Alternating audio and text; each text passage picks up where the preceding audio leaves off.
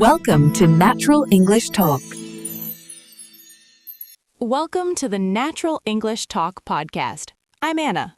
And I'm Jake. It's nice to be here, just sitting and talking for a bit. It is. I was sitting by my window this morning, just before we started, and it was so quiet. But then, as I sat there, I realized I could hear so many things outside. I know that feeling. Usually when I'm getting ready, I don't notice anything. But if I stop for a second, the sounds just start rushing in. Exactly. I heard a car door slam a few houses down, and then a bird started chirping right on the ledge. I wasn't trying to find those sounds. They were just there. It's funny how we hear those things without any effort. You didn't wake up and think, I want to hear a car door today. No, not at all. It's passive. The sound just hits your ears. I was actually trying to read a book, but the neighbor's wind chime kept drifting in. I heard it even though I didn't want to. That happens to me with the hum of the refrigerator. I don't listen to it, but I definitely hear it. It's like a background layer of life that we only notice when the room goes completely still. And sometimes that layer is distracting. I found myself hearing the traffic on the main road and wondering where everyone was going so early. So you went from just hearing the noise to actually paying attention to it. I did. For a moment, I stopped reading and really listened to the rhythm of the tires on the wet pavement. It changed from a random noise to something I was focused on. It's a strange shift. 1 minute it's just air moving, and the next you're connected to it. I think we spend most of our mornings just hearing the world without really being in it. I think you're right. We register the sounds, but we don't always invite them in. It's the same at the office, isn't it? Everything is so fast. Just yesterday, Sarah walked past my desk and gave me some quick instructions about the weekly report while I was typing an email. That's a tough spot to be in. You're physically there, and you can definitely hear her voice, but your mind is somewhere else. Exactly. I heard her voice rising and falling, and I knew she was talking to me, but I realized halfway through that I wasn't really listening to what she was actually saying. Did you find yourself just nodding along because the sound was familiar? I did. I gave her a yeah, sure, because I registered the sound of her finished sentence. But then she walked away and I had this tiny moment of panic. I heard the words, but I didn't process the meaning. That friction is so uncomfortable. You're left wondering if you missed a deadline or just a small detail. It makes you realize that simply hearing the instructions isn't enough to actually understand them. Right. I had to stop typing and really try to replay the sound of her voice in my head. I was trying to turn that hearing into listening after she had already left the room. It's like your brain has a recording, but you didn't press play at the time. We often think we're being attentive because we aren't blocking the sound out, but true attention takes a different kind of energy. It really does. It's the difference between the sound hitting your ears and the information reaching your mind. I felt a bit guilty, honestly, appearing like I was listening when I was really just hearing a voice in the background. We've all been there. It's hard to switch focus instantly when someone catches you in passing. I had a similar feeling later that afternoon. I was finally finishing up some work when I saw a notification for a voice message from a close friend. Those are different, aren't they? A voice message feels a bit more personal than a text, but you have to be in the right headspace for it. Exactly. I pressed play while I was putting my things away. I could hear her telling me about her day and her new job, but I noticed my mind was still half fixed on my commute home. It's easy to just let the words wash over you when you're busy. You hear the tone of her voice, but maybe not the weight of it. That's exactly what happened. I heard her say she was fine, but there was a little catch in her voice, a slight pause that I almost missed because I wasn't listening deeply. It's a heavy realization when you catch that. You can hear the sentences perfectly fine, but listening to the emotion underneath takes a lot more effort. It's a choice you have to make. I actually stopped walking and replayed the message from the beginning. This time, I didn't just hear the update about the job. I listened to how tired she sounded. It changes the whole interaction. Suddenly, it's not just information coming through a speaker, it's a person reaching out. If you had just kept walking, you would have heard the news, but you would have missed a friend. It made me think about how often I do that, just hearing the surface level because it's easier than engaging with the feeling behind the words. I think we do it to protect our own energy sometimes. Truly listening to someone's feelings can feel a lot heavier than just hearing their words. I was thinking about that choice of energy when I went to a cafe the other day. I went there specifically to get some reading done, but they were playing this instrumental music in the background. Cafes are tricky for that.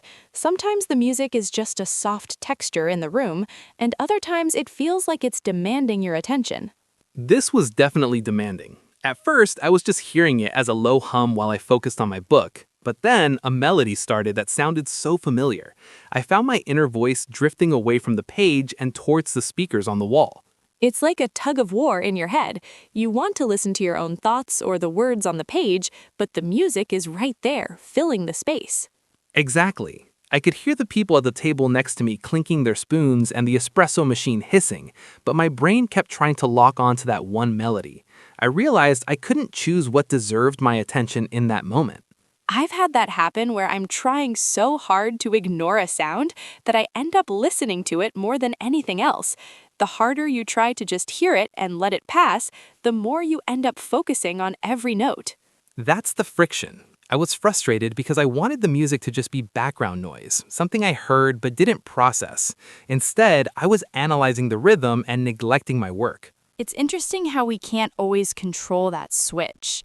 We like to think we can just tune things out, but some sounds are just too magnetic.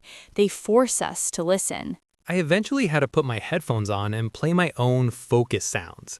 I needed a noise that I didn't have to listen to, if that makes sense. Something I could just hear without it pulling me away from myself. It makes perfect sense. You were looking for a sound that didn't ask anything of you. It's much harder to find that balance when the sound is coming from someone you live with. I had a small disagreement at home the other evening. Nothing major, just one of those typical misunderstandings about chores. Those are the hardest moments to stay present. When things get a little tense, I feel like my ears start to close up, even though the room is quiet. That's exactly it. My partner was explaining why they were frustrated, and I could hear every word clearly. The volume was normal, the English was simple, but I noticed my inner voice was already preparing a defense. You were hearing the sounds of the argument, but you weren't really listening to the point they were making. Right. I was registering the words as complaints rather than feelings. It's like there was a physical wall. I heard the sentence, "I'm tired of doing this alone," but I refused to listen to the exhaustion behind it. It's a defensive reflex, isn't it? If you actually listen to the meaning, you might have to admit you're wrong or change something. Hearing is safe, but listening feels a bit like giving in. I caught myself doing it and had to take a breath. I realized I was just waiting for them to stop making noise so I could start making noise. I wasn't taking anything in. I think we do that more often than we'd like to admit. We hear the noise of a disagreement and we just want it to end, so we miss the chance to actually understand the other person. Once I made the conscious choice to stop defending myself in my head, the words sounded different. They weren't just sounds anymore, they were a request for help. It's amazing how the same voice can sound so different depending on whether you're just hearing it or truly listening to it. It's similar to how I feel when I have the news on in the evening. I usually turn it on while I'm cooking dinner or cleaning up the kitchen. I do that too. It's almost like having another person in the room, but you aren't really expected to talk back. Exactly. I'm hearing the reporter talk about global events or the weather, but it's all just fragments. I'm absorbing the sound of the news without any emotional engagement at all. It's a strange way to consume information. You're hearing about things that are actually quite serious, but because you're busy chopping vegetables, it doesn't really land. That's the conflict I felt last night. I realized I had heard the same headline 3 times as the news cycle looped, but if you asked me for any details, I couldn't give you one. I was hearing the information, but I wasn't really processing it. It makes me wonder why we even turn it on. Maybe we just like the hum of a voice to keep us company, even if we aren't listening to what that voice is actually saying. I think so, but then a specific word or a tragic tone will cut through the noise, and suddenly I'm standing there with a knife in my hand, staring at the screen. I go from passive hearing to active listening in a second because something finally felt real. And in that moment, the weight of the world suddenly feels much heavier. It's the difference between background noise and actual news. It made me realize how much noise I let into my life every day without actually letting it mean anything to me. It's a bit overwhelming when you finally stop to process it all. It really is. We hear so much, but we process so little. That feeling of being overwhelmed usually leads to a moment of silence. I remember being out for coffee with a colleague recently, and the conversation was moving quite fast. Then she stopped and asked me a very personal question about whether I was actually happy with my career path. Oh, those questions change the air in the room immediately. Everything else seems to just fall away. It really does. I sat there for a few seconds, and the silence felt huge. I found myself replaying her question in my head over and over. I was trying to figure out if I had just acknowledged the sound of her question, or if I had truly listened to the concern in her voice. It's a vulnerable place to be.